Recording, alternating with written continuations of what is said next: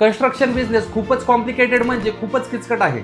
यामध्ये अनेक गोष्टी एकत्र येतात, जसं की त्यातील सर्वात मोठे चॅलेंजेस एक म्हणजे कामगारांना डेडलाईन देऊन वेळेवरती काम पूर्ण करून घेणे. अनेक वेळा तर फक्त डेडलाईन देऊन चालत नाही, कारण त्यामुळे कामाची क्वालिटी कॉम्प्रोमाइज होण्याचा धोका असतो. आता काल परवाच एक उदाहरण सांगतो तुम्हाला. तुम्ही पेंटिंग कामगाराला सांगितलं, बाबा तू एक्झॅक्टली 5 दिवसात हे सगळं काम पूर्ण कर आणि एवढे एवढे ठराविक पैसे घे. त्याच्या मनात ती डेडलाईन बसून जाते. आता जर काम करताना त्याच्याकडून एखादी चूक झाली, उदाहरणार्थ एखादा सरफेस स्मूथ करण्यात चूक झाली किंवा एखादा पेंट पुरेसा जाड नाही झाला, तर तो काय करेल? त्याला डेडलाईन पूर्ण करायचा दबाव असेल, मग तो त्यावर सोल्युशन काढण्याऐवजी वेळ वाचवण्यासाठी ते काम तसंच पुढे चालू ठेवेल.